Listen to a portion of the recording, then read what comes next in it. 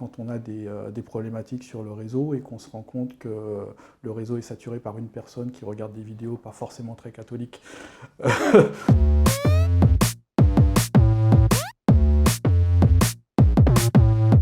Moi, c'est Fabrice Nicolas, je suis issu d'un cursus Bac+2 en informatique.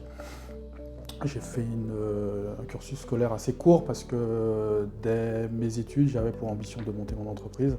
Donc, je suis assez vite rentré dans le monde du travail en créant ma société. Et donc par la suite, effectivement, j'ai occupé diverses fonctions, à la fois sur des fonctions de support, gestion de projet, puis direction de projet, puis direction de pôle infrastructure.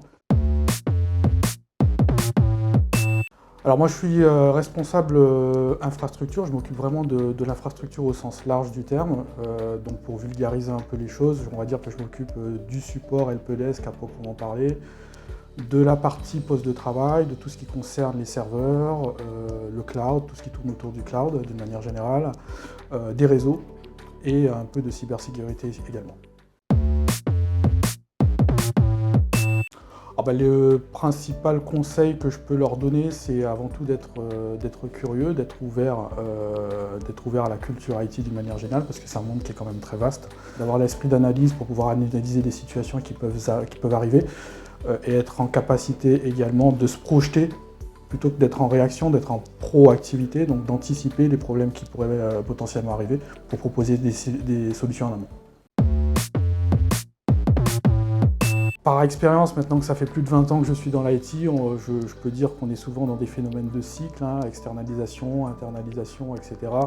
La grosse tendance que je vois sur les prochaines années, c'est la généralisation du télétravail qui va nous obliger un petit peu à changer nos outils ou notre façon de travailler et passer plus sur des environnements virtuels et donc plus travailler avec effectivement des PC fournis par l'entreprise, mais plus mutualiser l'environnement perso et l'environnement pro pour avoir une expérience utilisateur qui soit la plus optimale possible. L'IT il y a 20 ans, c'était pas plus chiant qu'aujourd'hui parce que de toute façon, comme je le dis, on apprend toujours, il y a toujours des nouvelles technologies qui arrivent et donc à titre professionnel, on n'a pas le temps de s'ennuyer. On n'a pas le temps de s'ennuyer, j'ai envie de dire que c'est plutôt une obligation de se remettre en question régulièrement pour être justement dans la tendance. Ce que je disais, oui, donc en fait on peut citer dans le cadre de mes activités professionnelles des situations où j'étais pas forcément très à l'aise.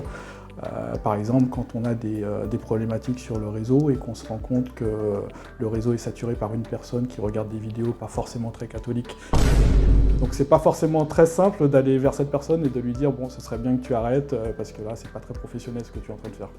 Est-ce que les DSI, etc. ont accès à toutes les données des collaborateurs, ils peuvent voir peut-être en temps réel ce que les personnes font? On peut voir de plus en plus de choses, très honnêtement, mais c'est un peu normal parce qu'on a une obligation de traçabilité et on est responsable vis-à-vis de la loi sur ce que font les collaborateurs. Donc effectivement, on a tendance effectivement par défaut à bloquer un certain nombre de choses. Mais pour des raisons légales, on peut être amené effectivement à fournir des éléments de preuve sur ce qu'a fait un collaborateur avec l'outil informatique qui est un outil à la base professionnelle.